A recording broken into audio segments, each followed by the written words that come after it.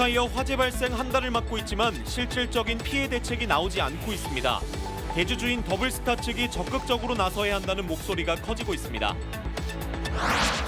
광주 시내 인구 140만 명 붕괴는 학업과 일자리를 찾아 청년층의 유출이 확대되면서 빨라졌습니다. 광주시도 뾰족한 대책을 찾지 못하고 있습니다. 광주 도시철도 2호선 2단계 복궁판 납품업체를 교체한 후 새 업체와 더 비싸게 계약을 했다는 주장이 나왔습니다. 추가 부담액이 100억 원까지 늘어날 수 있어 논란이 커지고 있습니다. 새 정부 출범과 함께 광주 인공지능 2단계 사업이 재추진됩니다. 광주시는 초거대 국가 AI 컴퓨팅 인프라까지 유치하겠다는 계획입니다. 여러분 안녕하십니까? KBC 8시 뉴스 시작합니다. 금호타이어 화재가 발생한 지 한 달을 맞고 있지만 직원 고용과 주민 보상 등 실질적인 대책이 나오지 않고 있습니다. 대주주인 더블스타 측의 소극적인 대응에 자치구와 시민사회를 중심으로 원성이 높아지고 있는데요. 조경원 기자의 보도입니다. 지난달 금호타이어 광주 공장 화재가 지역사회에 남긴 상처는 컸습니다. 공장 가동이 멈추면서 협력업체를 포함해 8,000명 가까운 직원들의 손발이 묶였고 연기와 분진으로 인한 주민 피해 신고는 17,000건을 넘겼습니다. 금호타이어와 지자체 등이 민관합동 TF를 만드는 등 사태 수습에 나섰지만 구체적인 해법은 아직 요원합니다. 2018년 금호타이어를 인수하며 대주주가 된 중국의 더블스타 측이 미온적인 태도를 보이면서 상황을 어렵게 하고 있습니다. 더블스타는 이번 화재 이후 현장을 찾지도 않았고 그 어떤 입장도 내지 않은 것으로 알려졌습니다. 재난대책본부장인 박병규 광산구청장이 1인 시위를 시작한 이유이기도 합니다. 지역경제 위기가 심화하기 전에 더블스타가 책임 있는 자세로 고용보장과 보상 대책을 직접 내놓아야 한다는 겁니다. 하루빨리 좀 광주에 오셔가지고 광주 시민들께 솔직한 사과 그리고 책임 있는 조치를 약속하는 게 필요하다고 생각합니다. 지역사회도 노동계, 시민단체, 정치권 등이 참여한 시민대책위원회를 발족하고 공장 정상화 계획과 보상 등에 대한 더블스타의 적극적인 대처를 주문했습니다. 정치권, 범정부 차원에서도 중국 정부 또는 더블스타에게 압력이 됐든 외교적인 방법이 됐든 이런 걸 통해서 대주주인 더블스타가 책임 있게 금호타이어 지분 45%를 보유하며 모든 의사결정권을 행사하고 있는 더블스타. 대형 화재로 피해자가 속출한 가운데 더블스타가 인수합병 당시 약속했던 지역사회와의 상생을 실천해야 한다는 목소리가 커지고 있습니다. KBC 조경원입니다. 광주 시내버스 노조가 이틀째 파업을 이어가는 가운데 실운행률은 80%대에 이르고 있습니다. 광주 시내버스 노조는 임금 8.2% 인상과 65세로의 정년 연장 등을 요구하며 이틀째 파업을 벌이고 있습니다. 사측은 운영 적자 등의 이유로 협상에 응하지 않으면서 파업 장기화가 우려되고 있습니다. 노조는 2차례 조정까지 결렬돼 파업에 이르게 된 만큼 요구안을 수용할 때까지 파업을 지속하겠다고 밝혔습니다. 한편 광주시 등에 따르면 광주 시내버스 1,000대 중 880대가 운행에 나서 실운행률은 88%로 나타났습니다. 광주 인구 140만 명 선이 무너진 데에는 청년층의 유출이 큰 영향을 미쳤습니다. 학업과 일자리 등을 이유로 광주를 떠나 수도권으로 향하는 청년들이 갈수록 늘고 있는데요. 이렇다 할 대책은 없는 상황입니다. 정경원 기자입니다. 취업을 준비하는 지역 대학생들은 고민이 많습니다. 주거비와 생활비 부담 때문에 기왕이면 광주에서 자리를 잡고 싶지만 상황이 녹록지 않기 때문입니다. 월세도 만만치가 않은 건 사실인데 일단은 서울에서 큰 회사를 들어가서 다른 회사로 이직할 때 발판이 되는 점이 되게 큰 메리트가 된다고 생각해서 좋은 일자리가 없다는 점도 광주를 떠나는 이유 중 하나입니다. 서울로 취직하면은 그래도 조금 더 인프라가 좋으니까 취직하면은 좀 더 자유롭게 이직도 많이 할 수 있고. 광주는 2010년만 해도 순유입 인구가 3,500명에 달했지만 2023년 9,000명, 지난해에도 8,000명가량이 순유출됐습니다. 올해도 1월부터 4월까지 넉 달간 인구 순유출이 6천여 명에 이르며 전국에서 가장 높은 인구 유출을 기록했습니다. 특히 수도권으로 유출된 2030 세대 인구 비중이 두드러졌습니다. 최근 순유출된 인구 중 수도권으로 유출된 20대와 30대 비중이 전체의 60% 안팎을 차지할 정도였습니다. 결국 학업과 일자리 등을 이유로 광주를 떠난 겁니다. 이 같은 문제가 악순환을 거듭하면서 해답을 찾기도 쉽지 않습니다. 광주시의 정책도 성과를 내지 못하면서 떠나려는 청년을 붙잡지 못하고 있습니다. 회의와 행사 개최 횟수, 예산 사용액 등으로 성과를 평가하는 보여주기식 행정에 그치며 현실을 반영하지 못하고 있다는 평가입니다. 그 성과 목표는 100% 달성했다고 하는데 현실적으로 인구가 감소되고 있죠, 청년 인구가. 그래서 어떤 부분이 부족해서 그런지는 의회도 고민하지만 집행부도 고민을 해야 된다.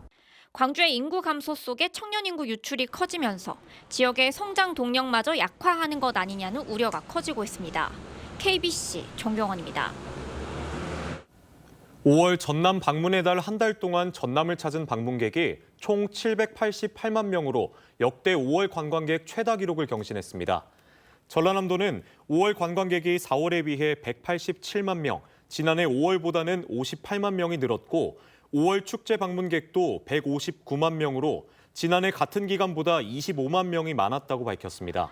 이는 전남도가 준비한 숙박 워케이션 반값 할인과 특화 여행 상품 운영 등이 주요한 것으로 분석됩니다. 광주와 전남은 내일 낮 기온이 30도에 육박하며 덥겠고 일교차가 크겠습니다.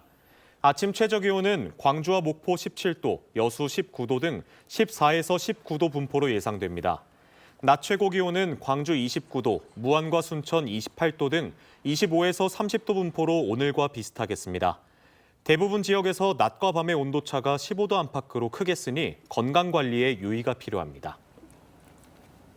광주 도시철도 2호선 2단계 복공판 입찰 과정에서 지역업체를 배제하는 등 특혜 의혹이 일었다는 소식 전해드렸었는데요.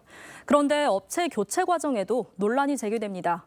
결과적으로 개당 단가가 더 비싸 비용을 추가로 부담했다는 지적이 나오고 있는데요. 임경섭 기자가 취재했습니다. 광주 도시철도 건설본부와 광주 지역 복공판 제조조합은 지난해 복공판 단가 인상을 두고 갈등을 빚었습니다.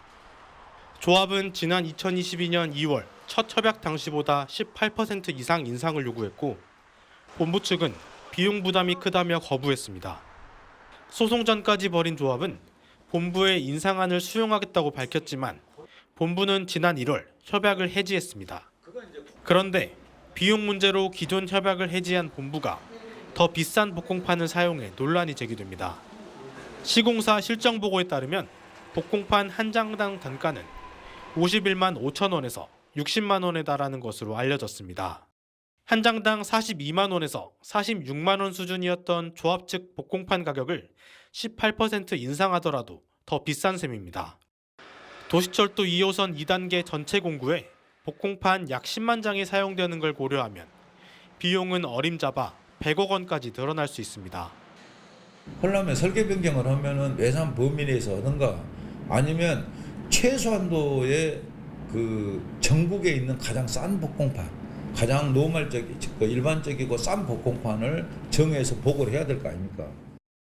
본부 측은 실정 보고 승인한 총액은 조합 측 요구액 대비 7억 6천만 원 절감됐다고 반박했습니다.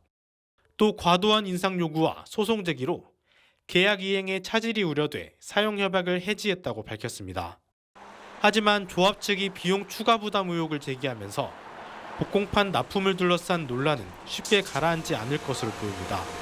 KBC 임경섭입니다. 광주 지역 초등학교 중 리박스쿨 관련 늘봄학교 프로그램을 운영한 학교는 없는 것으로 확인됐습니다. 광주시 교육청은 오늘 늘봄학교 프로그램을 전수조사한 결과 개인 강사 1명이 리박스쿨에서 발급한 창의체험 활동지도사 자격증을 가지고 있었다고 밝혔습니다. 다만 리박스쿨과 관련된 프로그램을 운영하지 않았으며 해당 강사의 정치 편향 교육 등에 대해 학생이나 학부모로부터 민원이 제기되지 않았다고 덧붙였습니다. 보건의료산업노동조합이 국립대병원 경영악화의 책임을 노동자들에게 떠넘기지 말라고 지적했습니다. 보건의료노조 7개 국립대병원 지부는 오늘 전남대병원 앞에서 기자회견을 열고 국립대병원들은 의정 갈등 장기화 여파로 적자가 불어나면서 강제 휴가와 무급 휴가 압박, 인력 충원 중단 등으로 노동자들의 희생을 강요하고 있다고 지적했습니다. 노조는 보건의료 인력 확충과 예산 지원을 통해 위중증 환자들이 제대로 치료받을 수 있는 환경을 만들어야 한다며 노동자들의 희생만 강요하면 오는 7월 24일 총파업에 나서겠다고 밝혔습니다. 지난해 말 불법 비상계엄과 대통령 탄핵 등으로 멈춰섰던 광주 인공지능 2단계 사업이 재추진되는데요. 광주시는 2단계 사업에 이어 초거대 국가 AI 컴퓨팅 인프라까지 유치해 명실상부한 인공지능 중심 지역으로 거듭나겠다는 계획입니다. 이형길 기자의 보도입니다. 광주시는 AI 데이터 센터 구축에 이어 실증 사업을 추진할 수 있는 인공지능 2단계 사업을 추진해왔습니다. AI 실증밸리 사업은 데이터 센터 인프라를 바탕으로 연구 개발을 진행해 실제 사업화를 이끄는 것을 목표로 하고 있습니다. 실증밸리가 완성되면 연구 개발 인력 유입은 물론 새로운 일자리와 지역 경제 활성화에도 크게 기여할 것으로 기대됩니다. 지난 정부에서 인공지능 2단계 사업의 총 사업비를 6천억 원으로 확정하고 예비 타당성 조사 면제까지 합의에 이르렀습니다. 하지만 계엄과 대통령 탄핵 등 정치적 상황으로 실제 예산은 반영되지 못했습니다. 광주시가 새 정부 출범과 함께 다시 한번 인공지능 사업 육성에 박차를 가하고 있습니다.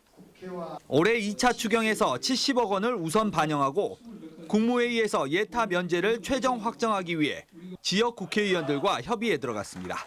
이번 추경을 시점으로 해서 올해 상반기 안에 반드시 국무회의 의결까지 통과되기를 희망합니다.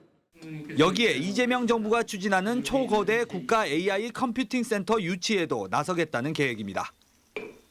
2조 5천억 원 이상이 투입되는 이번 사업에 대해 이재명 대통령도 후보 시절 광주 유치를 약속하기도 했습니다. 이재명 정부가 당초 공약대로 광주 인공지능 인프라 구축 지원에 나선다면 주춤했던 광주의 미래 산업도 재도약의 기회를 맞이할 것이란 전망입니다. KBC 이영길입니다. 광주시가 이재명 정부의 AI 육성 방침에 맞춰 행정기구와 공무원 정원을 조정합니다. 광주시가 입법 예고한 행정기구 설치조례 시행규칙 개정안에 보면 AI 육성과 광주형 아리백의 원활한 추진을 위해 조직 신설과 인력 보강 등이 제시됐습니다. 이번 기구 인원 조정에도 효율적인 조직 운영을 위해 본청 기준 기구와 인원은 그대로 유지됩니다.